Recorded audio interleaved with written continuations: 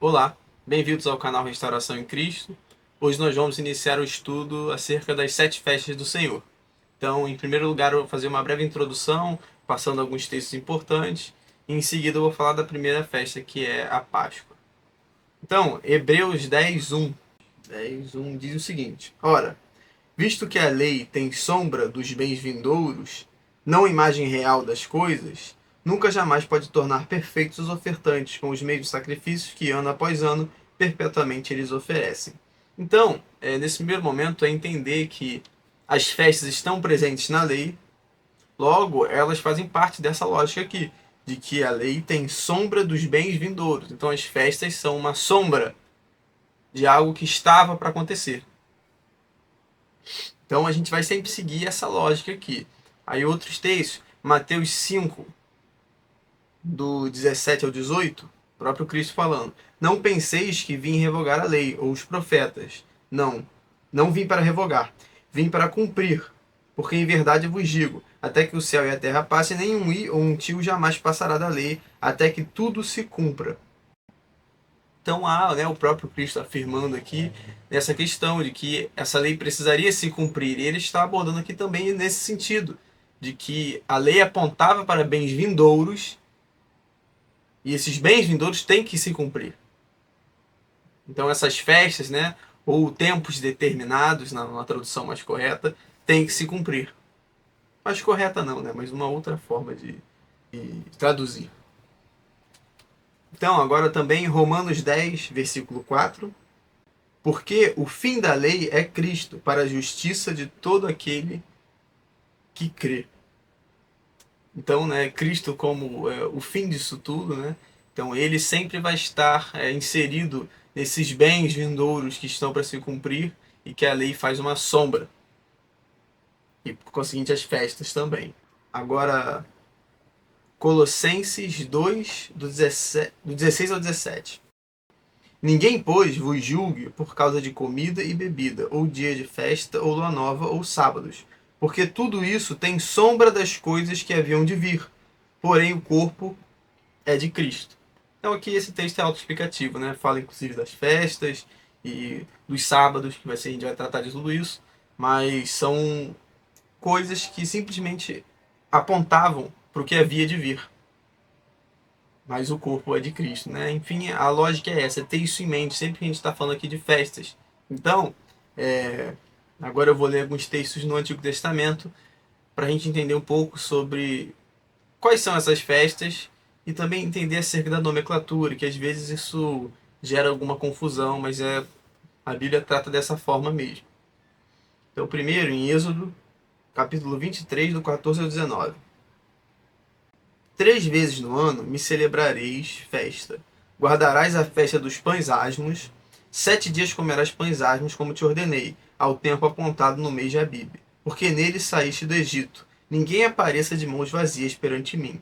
Guardarás a festa da cega nos primeiros frutos do teu trabalho, que houveres semeado no campo, e a festa da colheita, a saída do ano, quando recolheres do campo o fruto do teu trabalho. 3 vezes no ano, todo homem aparecerá diante do Senhor Deus. Não oferecerás o sangue do meu sacrifício com pão levedado, nem ficará gordura da minha festa durante a noite até pela manhã. As primícias dos frutos da tua terra trarás à casa do Senhor, teu Deus. Não cozerás o cabrito no leite da sua própria mãe. Enfim, aqui ele estipula essas 3 festas, que são as mais importantes aqui, pães asmos, da cega e da colheita. Mas essas festas vão se subdividir e vão dar 7 no final. Sempre que a gente lê aqui no Antigo Testamento, nas outras, quando eu for falando de uma por uma, isso vai ficar claro. Mas agora eu quero focar nessa questão da nomenclatura. Então agora, Deuteronômio 16, do 16 ao 17. 3 vezes no ano, todo varão entre ti aparecerá perante o Senhor, teu Deus, no lugar que escolher, na festa dos pães asmos, e na festa das semanas, e na festa dos tabernáculos. Porém, não aparecerá de mãos vazias perante o Senhor. Cada um oferecerá na proporção em que possa dar, segundo a bênção que o Senhor, seu Deus, lhe houver concedido. Então aqui ele fala de pães asmos, semanas e tabernáculos. Então quando ele disse cega, aqui ele falou semanas. Quando ele disse colheita, aqui ele falou tabernáculos. Então você vê que elas estão com nomes diferentes, mas são a mesma festa. Por fim, em Êxodo 34, do 22 ao 23, também guardarás a festa das semanas, que é a das primícias, da cega do trigo, e a festa da colheita, no fim do ano. 3 vezes no ano, todo homem entre ti aparecerá perante o Senhor Deus de Israel. Então aqui, né, ele já insere, né, esse nome primícias, que é das semanas, e aí colheita, tabernáculos. Então é só para deixar claro, porque mais na frente essa questão da nomenclatura ela vai ser importante, para entender que às vezes há essa diferença, né, no que concerne ao nome que está sendo dado às festas. Então nessa introdução entender que essas festas são sombra, né, de coisas que haveriam de se cumprir, coisas que ainda vão se cumprir, e a gente vai estudar justamente isso agora. Então, em primeiro lugar, nós vamos falar da festa da Páscoa, que é amplamente conhecida, né? Ela diz respeito ao sacrifício de Cristo. E então, primeiro eu vou ler textos mais contundentes, assim, mais autoexplicativos, que deixam claro o cumprimento, né? E em seguida eu vou fazer uma leitura mais aprofundada, né? Uma interpretação mais aprofundada, abordando algumas datas aqui. Então, primeiro, em Êxodo 12, do 1 ao 14. Disse o Senhor a Moisés e a Arão na terra do Egito: Este mês vos será o principal dos meses, será o primeiro mês do ano. Falai a toda a congregação de Israel, dizendo: Aos 10 deste mês, cada um tomará para si um cordeiro, segundo a casa dos pais, um cordeiro para cada família.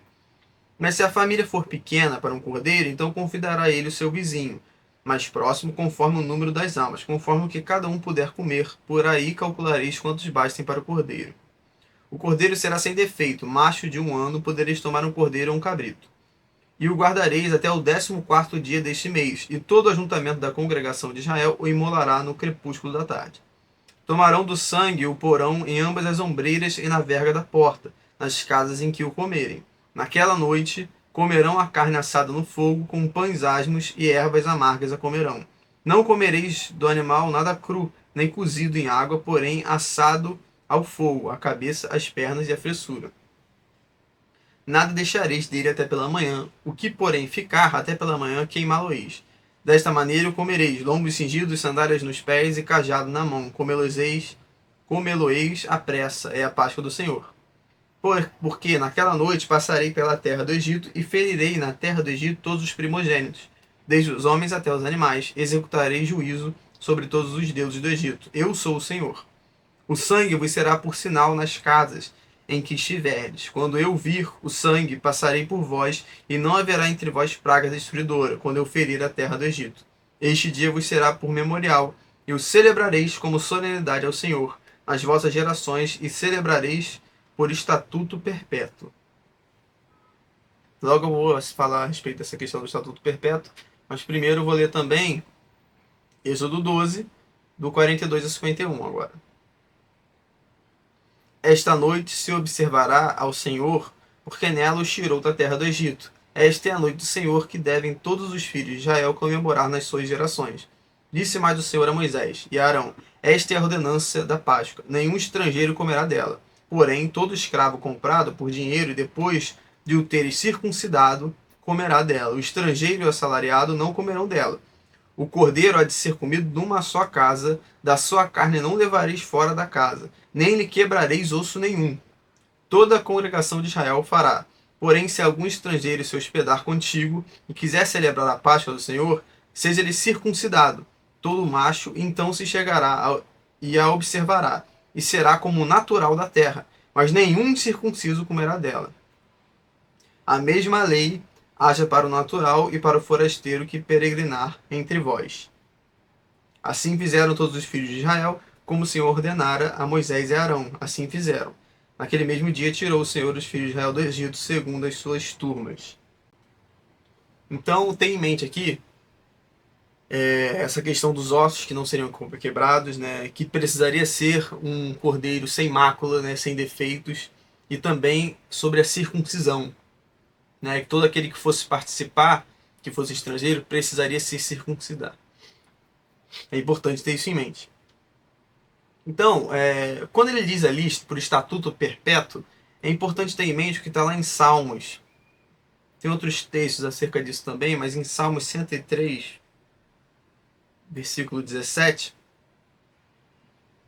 diz o seguinte: mas a misericórdia do Senhor é de eternidade a eternidade sobre os que o temem, e a sua justiça sobre os filhos dos filhos. O que é para ter em mente aqui? Essa ideia de eternidade em eternidade. Então, estatuto perpétuo, naquela eternidade, naquela dispensação. E aí você tem depois uma outra eternidade.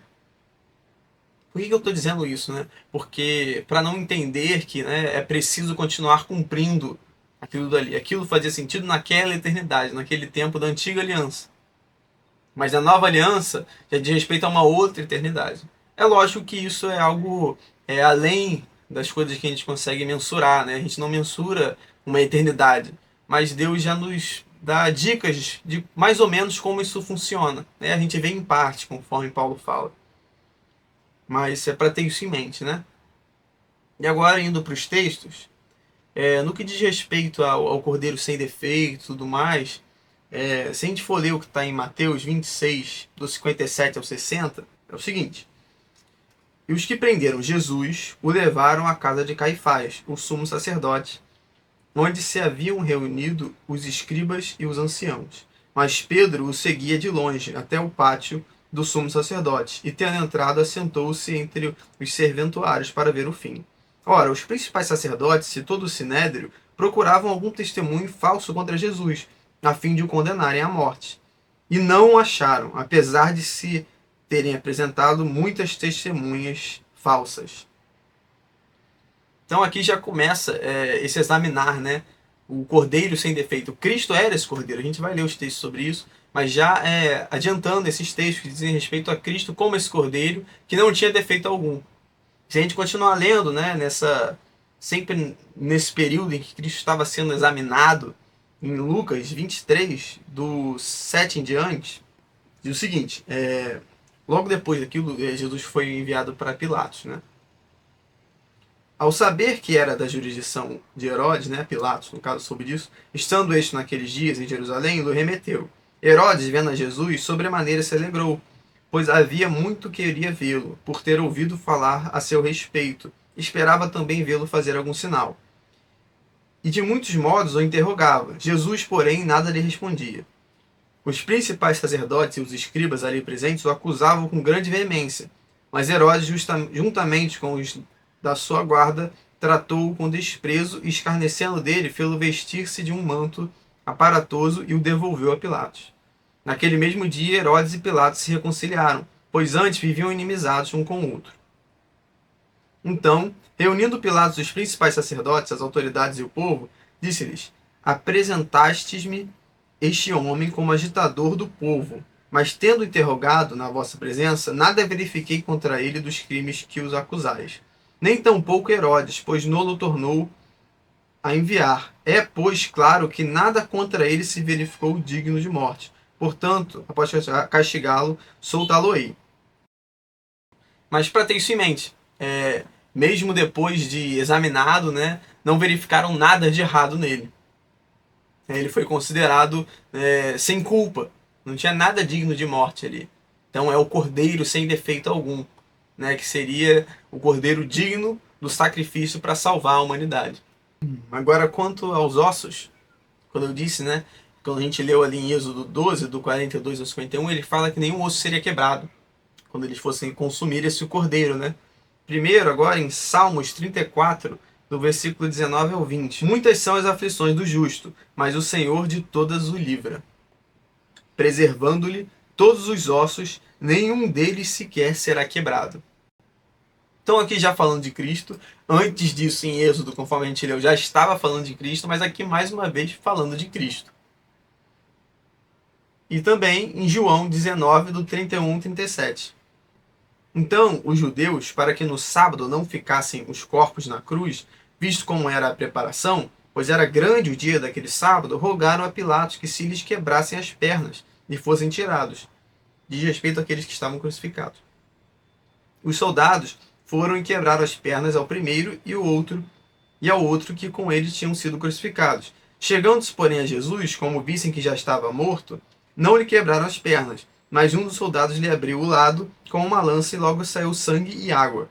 Aquele que isto viu testificou, sendo verdadeiro o seu testemunho, e ele sabe que diz a verdade, para que também vós creiais. E isto aconteceu para que se cumprir a Escritura: nenhum dos seus ossos será quebrado. Então, falando justamente do que a gente acabou de ler, que, por sua vez, aquilo que a gente leu em Salmos, diz respeito ao que está em Êxodo, que fala da festa da Páscoa. Então é Cristo, esse cordeiro que foi examinado, sem defeito, nenhum osso se quebrou, sempre apontando para ele como o cordeiro pascual, aquele que morreu pela humanidade, o sangue que nos faz ser livres da morte. E por fim, sobre a circuncisão, em Romanos 2:29, porém judeu é aquele que o é interiormente, e a circuncisão aqui é do coração, no espírito, não segundo a letra, e cujo louvor não procede dos homens, mas de Deus. Então aqui claramente falando daquela... a gente falou muito sobre isso no vídeo sobre Romanos 9, né? Sobre uma conversão, que nem todos aqueles que são judeus são de fato israelitas. Né? A Israel, né, lá de cima, a Jerusalém celestial. Tudo isso dizendo a respeito àqueles que participam dos efeitos do sacrifício de Cristo, são os verdadeiros adoradores. São aqueles que têm um coração, né, circunciso, conforme a gente leu aqui. Então ali, né, naquela circuncisão daqueles estrangeiros, tudo mais, já estava apontando para algo muito maior do que, né, a circuncisão literal. Por fim, em 1 Coríntios 5, lançai fora o velho fermento, para que sejais nova massa, como sois de fato sem fermento, pois também Cristo, nosso Cordeiro Pascual, foi imolado. Depois eu vou ler mais sobre, na festa dos pães, a gente vai abordar mais. Mas aqui ele trata o próprio Cristo como o Cordeiro Pascual. E também em Mateus 26, do 1 ao 2, o próprio Cristo falando: tendo Jesus acabado todos esses ensinamentos, disse a seus discípulos: sabeis que daqui a 2 dias celebrar-se-á a Páscoa, e o Filho do Homem será entregue para ser crucificado. Então o próprio Cristo se colocando aqui como esse cordeiro que seria crucificado para salvar a humanidade, né? Esse sangue, o cordeiro examinado, nenhum osso se quebrou, e por meio dele, né, seríamos justificados, né, e santificados para herdar a vida eterna. Agora a gente vai ler texto que a gente já leu, né, em Êxodo 12, para fazer uma interpretação mais profunda do que o texto está trazendo. Lembrando que quando eu estou tratando dessas interpretações, há sempre a possibilidade de fazer alguns ajustes futuramente, mas a ideia principal permanece. O que eu vou falar daqui é o que está em Êxodo. A gente leu Êxodo 12, né? Se a gente for ler no versículo Êxodo 12, 3 e 6, ele fala de Israel dizendo: aos 10 desse mês, cada um tomará para si um cordeiro, segundo a casa dos pais, um cordeiro para cada família. E no 6, e o guardarás até o 14º dia deste mês. E todo o ajuntamento da congregação de Israel imolará no crepúsculo da tarde. Então você tem esse cordeiro presente desde o dia 10, e 4 dias depois ele é crucificado, ele é sacrificado, né? Diz respeito a Cristo também, por isso eu uso o termo crucificado. Mas introduzindo, né, o que eu vou tratar aqui. Isso diz respeito ao fato de que Cristo já está presente desde o início da nossa história, da história da humanidade, e os efeitos do sacrifício dele também. Mas para explicar isso a gente vai precisar ir mais a fundo. Eu vou tratar de uma questão num todo aqui, para no final fundamentar isso que eu estou afirmando. Então, em primeiro lugar, a gente tem que ter em mente que a Bíblia fala dos dias da eternidade, ou a eternidade, um tempo antes da fundação do mundo. Conforme a gente lê, por exemplo, e sempre que fala disso, fala juntamente de Cristo, né? Em Miqueias 5, versículo 2, tu, Belém Efrata, pequena demais para figurar como grupo de milhares de Judá, de ti me sairá o que há de reinar em Israel, e cujas origens são desde os tempos antigos, desde os dias da eternidade. Então, diz respeito a algo bem antes. Ainda que seja estranho, né, falar de antes, depois, numa eternidade que não tem começo, meio nem fim, mas é como eu disse, é a forma que Deus tem para nos dar um vislumbre do quão maravilhoso foi o plano dele. Então, ele fala aqui de Cristo, lógico, e nas origens desde os dias da eternidade. É desse momento que eu estou falando aqui. Aí outros textos, em 1 Pedro.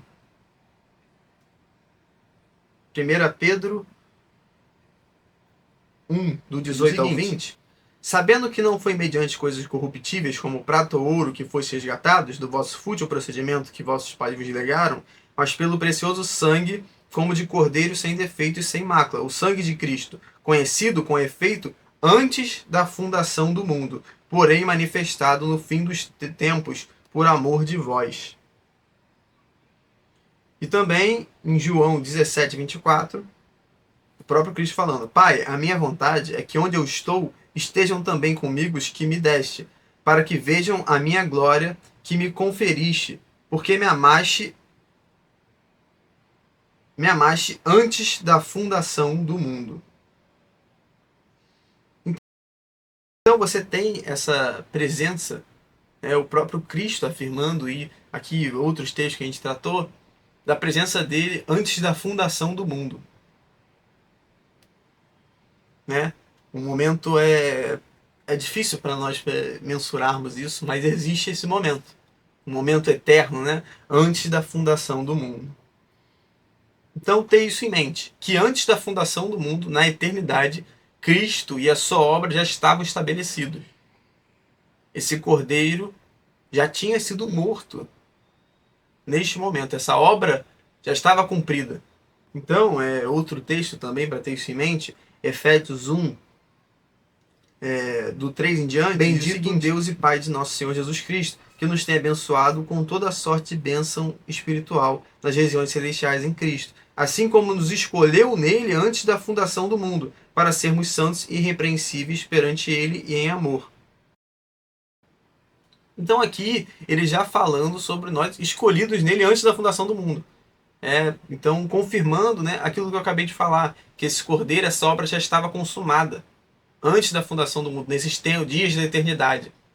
Né? Nós já estávamos escolhidos, então esse sacrifício já estava feito.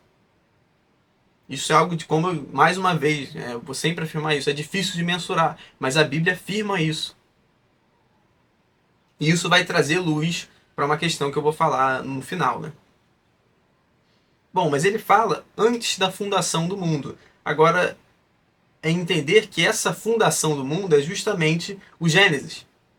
Né? Lá em Gênesis, do 1 ao 5, ele afirma: no princípio criou Deus os céus e a terra, porém, estava sem forma e vazia, havia trevas sobre a face do abismo, e o Espírito de Deus pairava sobre as águas. Disse Deus: haja luz, e houve luz. Viu Deus que a luz era boa, e fez separação entre a luz e as trevas. Chamou Deus a luz dia, e as trevas noite. Houve tarde e manhã, o primeiro dia. Então,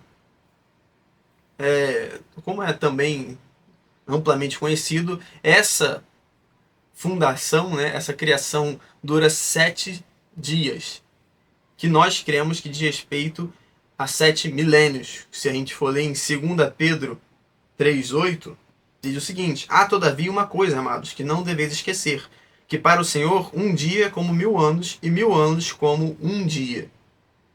Então, a partir disso, a gente tem essa ideia de que são milênios, são 7 milênios.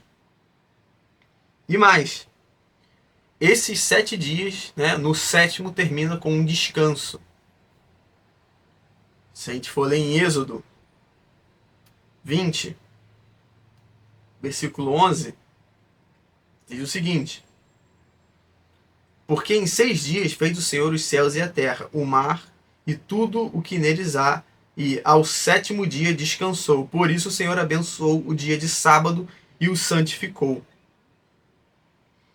Então você tem aí uma semana milenar, porque ele está tratando esse 7º como um sábado.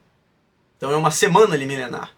São 7 milênios, né? Uma semana tem 7 dias, semana milenar. E ela termina com descanso. E a nossa história, conforme a Bíblia narra, também termina com descanso. Em Hebreus 4, do 9 ao 11, diz o seguinte: porque resta um repouso para o povo de Deus. Porque aquele que entrou no descanso de Deus, também ele mesmo descansou de suas obras, como Deus das suas. Esforcemo-nos, pois, por entrar naquele descanso.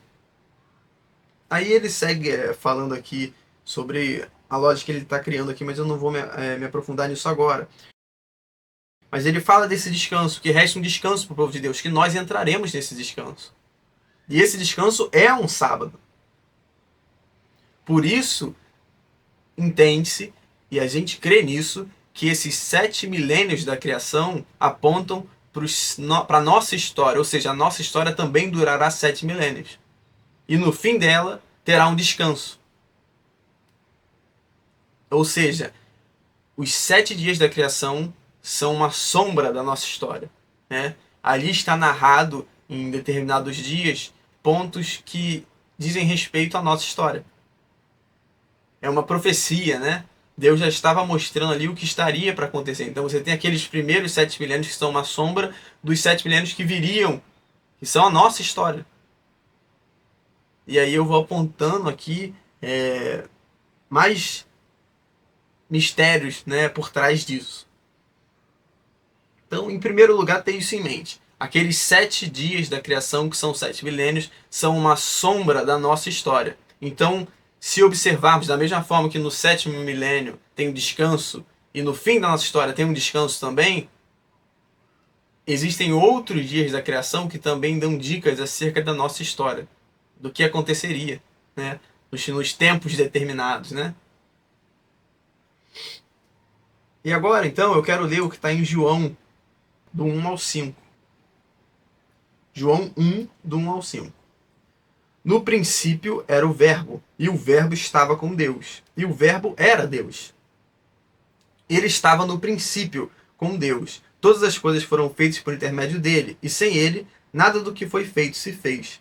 A vida estava nele, e a vida era a luz dos homens. A luz resplandece nas trevas, e as trevas não prevaleceram contra ela. Então, Cristo estava nesse princípio. Da mesma forma que ele estava antes da fundação do mundo. Então, por óbvio, ele estaria na fundação propriamente dita. Mas, como eu disse, isso é uma sombra. Aqueles 7 milênios são uma sombra do que aconteceria conosco.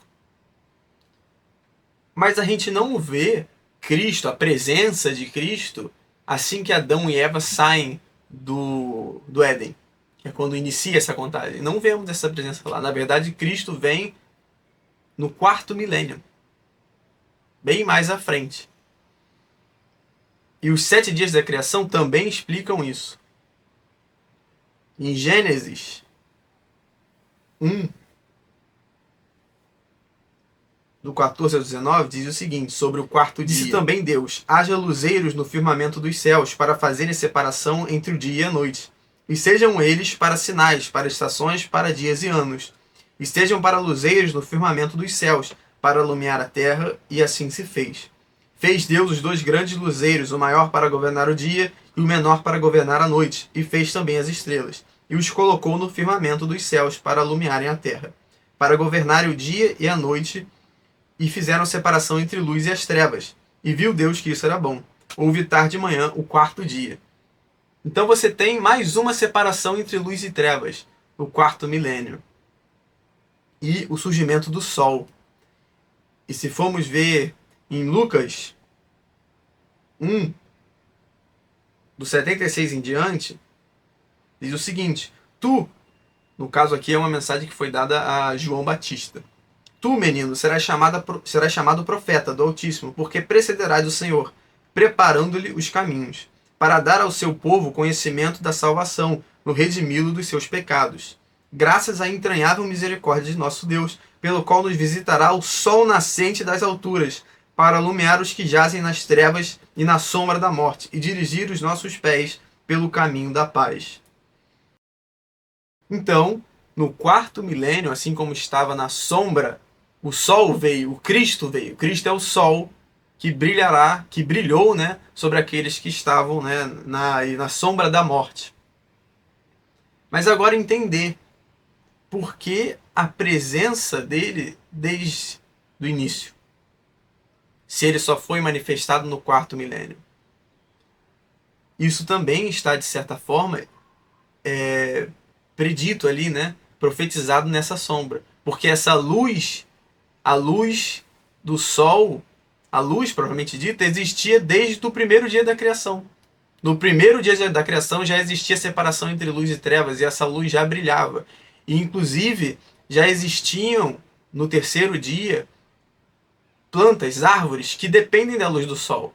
Então você tem a luz do sol existindo antes do sol, de fato, ser criado. E daí é possível entender por que ele fala dessa presença. Porque a presença de Cristo ali no início aponta justamente para isso. De que os efeitos da obra dele são necessários desde o início. E por isso ele está presente ali no início. Né? A luz do sol, que retira os homens da sombra da morte, é necessária desde o início. Tanto que em Apocalipse 13, versículo 8, diz o seguinte... Eu não vou me aprofundar no contexto aqui, eu quero só uma informação. E adorá-la-ão todos os que habitam sobre a terra, aqueles cujos nomes não foram escritos no livro da vida do Cordeiro, que foi morto desde a fundação do mundo. Aqui, só uma explicação, ele fala desde a fundação do mundo. Em algumas traduções, aqui está desde antes da fundação do mundo, o que faz mais sentido, né, dentro de toda essa lógica. Aqui, desde a fundação, o sentido aqui, o correto, seria que na fundação esse cordeiro já estava sacrificado, ou seja, essa obra já estava consumada. Por isso essa luz desde a fundação. Então, o cordeiro ali, o sol, né, a luz do sol e os efeitos dela presentes desde o início. Da mesma forma, os efeitos do sacrifício de Cristo retroagem. Eles não alcançam só aqueles que vieram depois da morte de Cristo, mas que estavam antes, porque o Cordeiro estava presente desde o início. E isso é possível porque ele foi crucificado, ele foi sacrificado desde os dias antes da fundação do mundo, na eternidade. E assim se explica esse dia 10. O dia 10 que o Cordeiro já está presente na festa aponta para isso. Que Cristo estava presente nos dias da eternidade. E aí, quando começasse a contar o relógio escatológico, né, a nossa história, a nossa semana milenar, 4 milênios depois, 4 dias depois, ele se manifestaria.